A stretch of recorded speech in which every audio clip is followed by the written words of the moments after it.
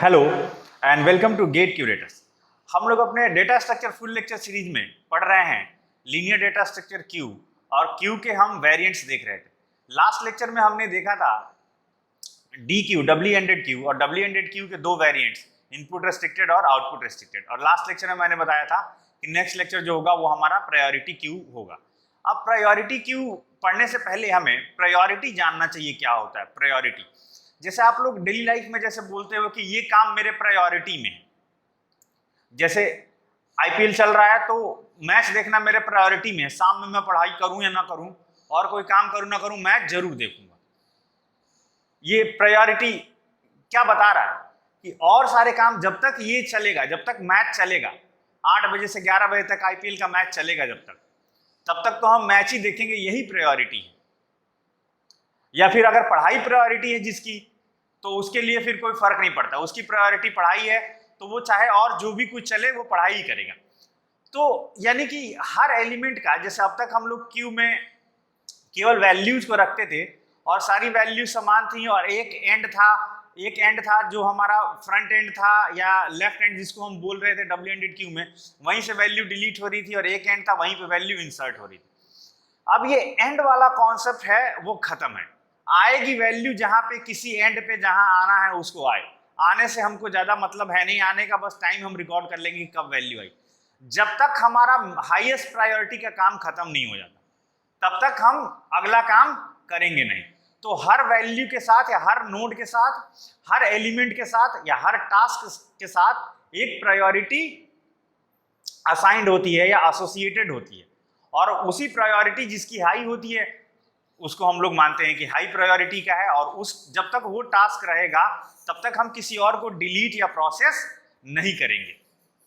ठीक है, तो ये है प्रायोरिटी क्यू का कॉन्सेप्ट। प्रायोरिटी क्यू इंपॉर्टेंट इसलिए है क्योंकि जब आप ऑपरेटिंग सिस्टम पढ़ेंगे अगले सेमेस्टर में, तो ऑपरेटिंग सिस्टम में एक आएगा कॉन्सेप्ट प्रायोरिटी क्यू का, या जॉब क्यू का आएगा। जॉब क्यू में प्रायोरिटी शेड्यूलिंग का आएगा कॉन्सेप्ट।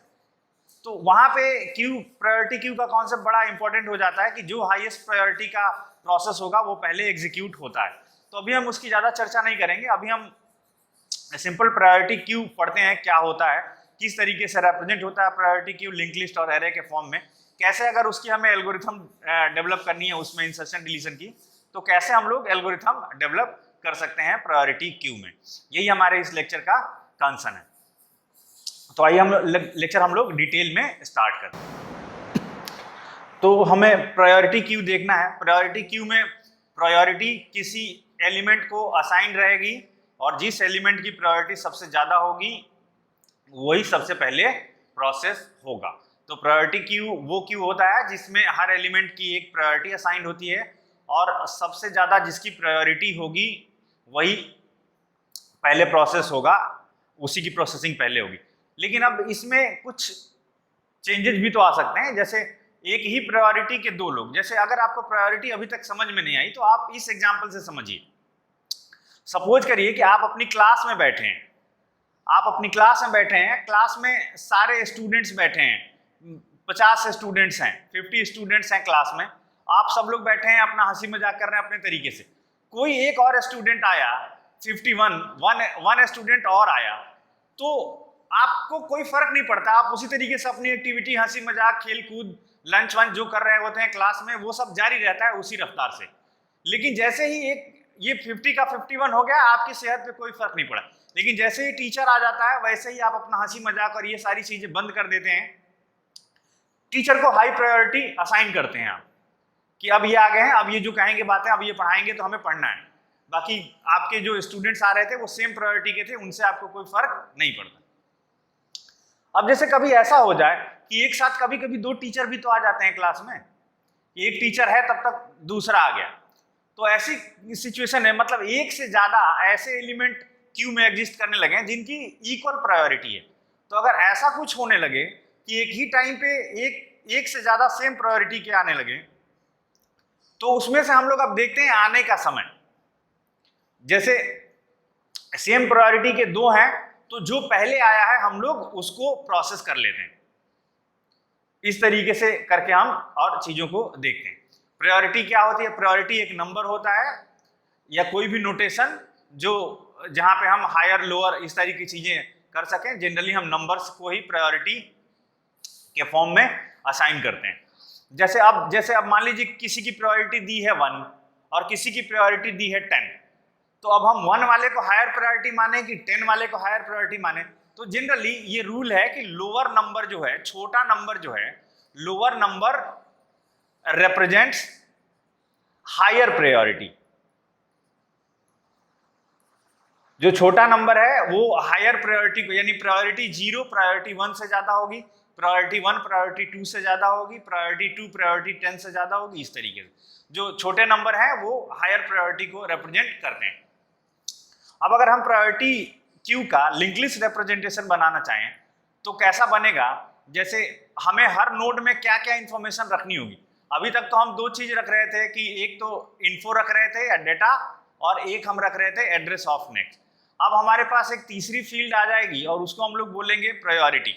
जैसे हर फील्ड का डेटा तो होगा ही होगा, डेटा के साथ एक चीज हम रखेंगे उसमें प्रायोरिटी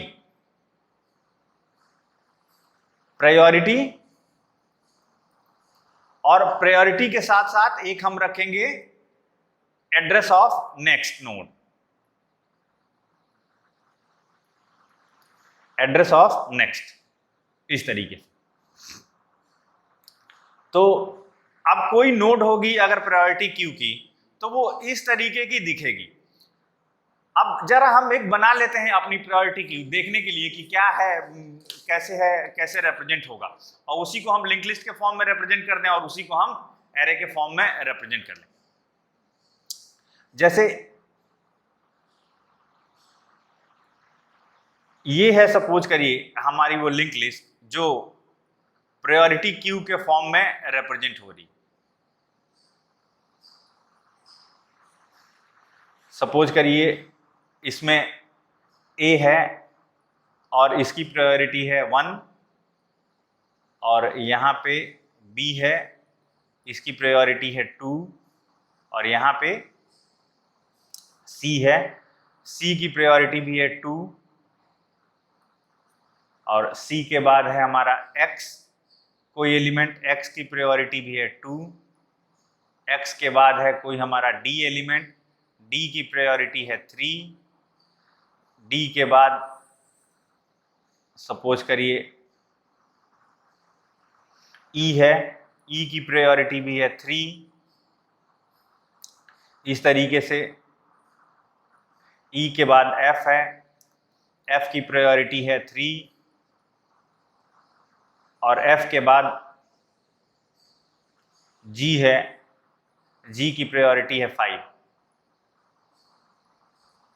इस तरीके से हमने ले रखा है। तो जरूरी नहीं है कि हर प्रायोरिटी की वैल्यू, जैसे यहाँ पे प्रायोरिटी 0 नहीं है, यहाँ पे प्रायोरिटी 4 नहीं है, जरूरी नहीं है कि हर प्रायोरिटी प्रेजेंट हो। और ये तो इस तरीके से अगर कोई लिंक लिस्ट दी है और ये प्रायोरिटी क्यू को अगर रिप्रेजेंट कर रहा है तो जाहिर सी बात है कि हेड नोड कौन होगा? ये होगा, यही होगा फर्स्ट नोड या हेड नोड जिसको हम लोग बोलते हैं। और सबसे पहले ए को ही हम प्रोसेस करेंगे।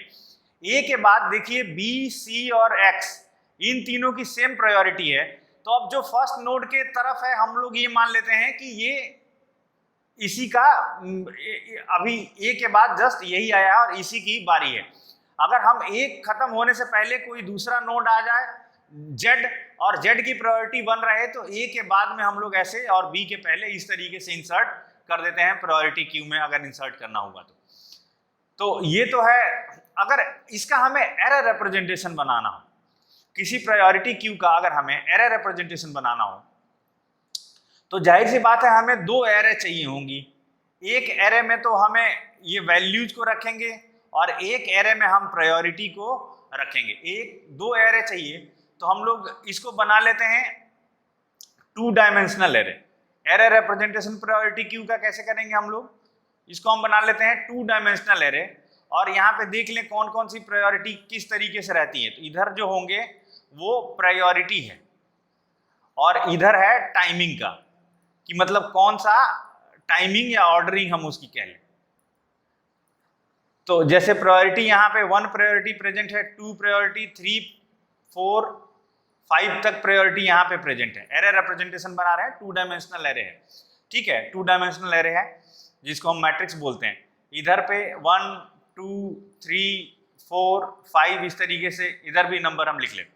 अब प्रायोरिटी 1 के कितने एलिमेंट हैं, कौन कौन से, तो एक ही एलिमेंट है, प्रायोरिटी 1 का एक एलिमेंट है।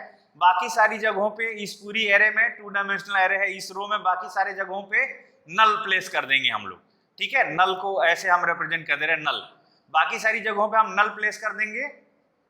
अगर कोई 1 प्रायोरिटी का और एलिमेंट आएगा, जैसे सपोज करिए हमने बोला था, जैसे मान लीजिए कि Z एक आ गया 1 प्रायोरिटी का, तो यहाँ पे Z हम लोग इंसर्ट कर देते हैं कि A के बाद Z, बट अभी है नहीं, इसी का बना रहे हैं, कंफ्यूज न हो जाए आप, तो ऐसे इस तरीके से।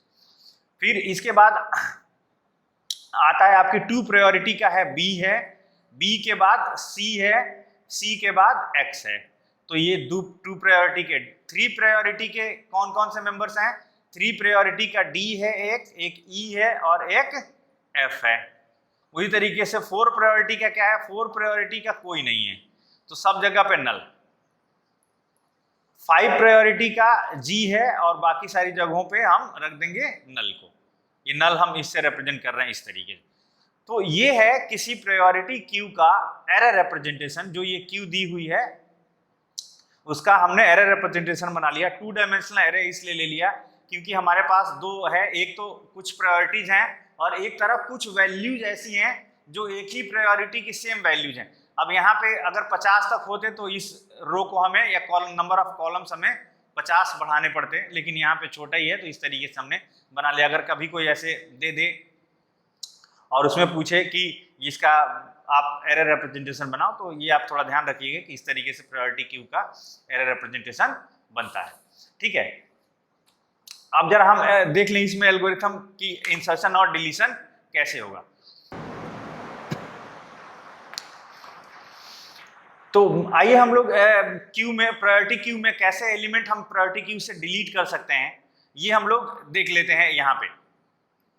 तो जैसे सपोज करिए ये क्यू दी हुई है, आसानी रहेगी समझने में, हम छोटी सी एक क्यू बना ले रहे हैं। ये एक क्यू है, ये है, यहाँ पे वैल्यू है A1 और यही हमारा जो है ये फ्रंट है या फर्स्ट है, जो भी कह लें हम, और ये B है, इसके बाद इसकी प्रायोरिटी 2 है और ये C है, इसके बाद इसकी प्रायोरिटी 3 है। इस तरीके से करके नोट्स दी हुई हैं। अब कितनी भी नोट्स हो सकती हैं, उससे कोई बहुत ज़्यादा मतलब है नहीं। तो अगर अब हमें सपोज करिए हम एल्गोरिथम बना रहे हैं डिलीशन की, तो प्रायोरिटी क्यू डिलीट, इसका नाम दे दें हम प्रायोरिटी क्यू डिलीट। और यहाँ पे हमें क्या क्या चाहिए, एक तो हमें फ्रंट की वैल्यू चाहिए कि फ्रंट किसको रिप्रेजेंट कर रहा है, क्योंकि भाई फ्रंट से ही हम उसको प्रोसेस करेंगे। जिसकी भी ज़्यादा प्रायोरिटी होगी, जाहिर सी बात है, प्रायोरिटी क्यू को हम ऐसे बनाते ही हैं कि जिसकी ज़्यादा प्रायोरिटी हो फ्रंट उसी को रिप्रेजेंट ही करेगा, ठीक है। फ्रंट और एक हम ले लेते हैं आइटम, आइटम में हम इसकी वैल्यू को स्टोर करा लेंगे जिसको हमें, जिस नोड को डिलीट करना है। तो क्या करेंगे हम, सबसे पहले हम करते हैं set item equals to info front. ये फ्रंट का जो इन्फो फील्ड है ए, ये आइटम में ए चला जाएगा, यानी कि इसको हम लोग कैसे लिखते हैं, इन्फो और साथ में लिखते हैं फ्रंट। फिर उसके बाद क्या करें हम लोग, इस नोड को, ए वाली नोड को डिलीट कर दें हम लोग, ठीक है। Delete the node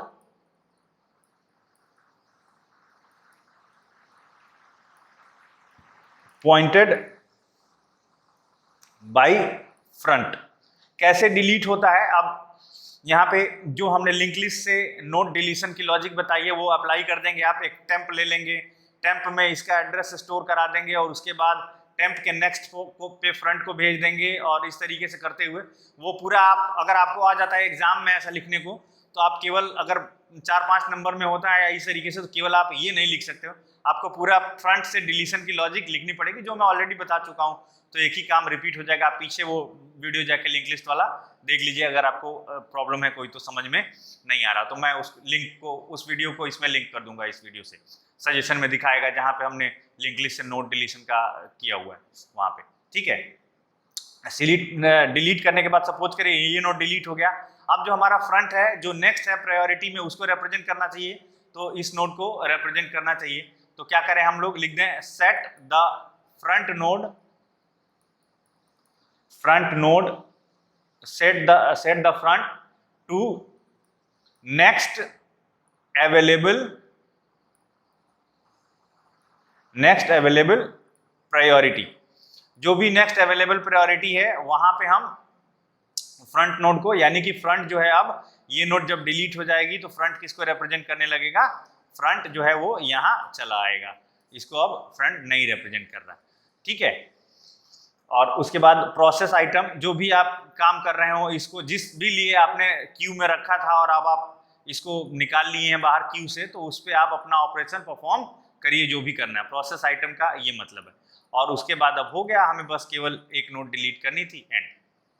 successive note deletion का अगर आप बनाना चाहते हो तो उस तरीके से लूप चला के बना लेंगे। इसी तरीके से आप इसमें इंसर्ट भी कर सकते हो, कि कोई अगर आ रहा है तो कैसे इंसर्ट होगा। इंसर्शन में क्या क्या चीजें मैं बता दे रहा हूँ, आप इंसर्शन की एल्गोरिथम डेवलप करके और कमेंट बॉक्स में कमेंट करेंगे। जैसे सबसे पहले जो एलिमेंट आ रहा है उसकी प्रायोरिटी हम लोग देखेंगे, और यहाँ पे हम चेक करेंगे कि यहाँ पे क्या कौन कौन सी प्रायोरिटी के हैं, तो वो जिस भी प्रायोरिटी के बाद होगा और जिसके पहले होगा उसके बीच में आ जाएगा, और फिर जो अगला फ्रंट होगा वो उसको रिप्रेजेंट करने लगेगा जब उसकी बारी आएगी। सपोज करिए इसमें एक आ जाता आपका 4 प्रायोरिटी का, तो 4 प्रायोरिटी वाला जाहिर सी बात है सी के बाद इंसर्ट होता। सपोज करिए इसमें आ गया एक 2 प्रायोरिटी का, 2 प्रायोरिटी वाला कहाँ, इस बी के जस्ट बाद इंसर्ट होगा, तो वो आप उसकी लॉजिक इस तरीके से देख के लिखेंगे, क्यू में प्रायोरिटी क्यू में कैसे वैल्यू इंसर्ट करते हैं, इसकी एल्गोरिथम। तो ये क्यू और लीनियर डेटा स्ट्रक्चर में इतना ही रखना था। लीनियर डेटा स्ट्रक्चर में हम लोगों ने कौन कौन से डेटा स्ट्रक्चर पढ़ लिए, हम लोगों ने एरे डेटा स्ट्रक्चर पढ़ा था, लिंक लिस्ट डेटा स्ट्रक्चर पढ़ लिया लीनियर में, स्टैक पढ़ लिया और क्यू पढ़ लिया, ये सारे लीनियर डेटा स्ट्रक्चर हैं। अब हम लोग नेक्स्ट लेक्चर से स्टार्ट करेंगे नॉन लीनियर डेटा स्ट्रक्चर क्या होते हैं और उनके जो भी टाइप्स हैं और उस तरीके की चीज़ें, तो हम लोग नेक्स्ट लेक्चर में ही करेंगे। इस लेक्चर में हम लोग इतना ही रखते हैं। आप इसकी इंसर्शन की एल्गोरिथम डेवलप करके और कमेंट सेक्शन में जरूर कमेंट करेंगे। और अभी तक अगर आपने हमारा चैनल सब्सक्राइब नहीं किया है तो चैनल को सब्सक्राइब करिए, लाइक करिए, शेयर करिए। और इस लेक्चर में इतना ही रखते हैं, तब तक के लिए बाय।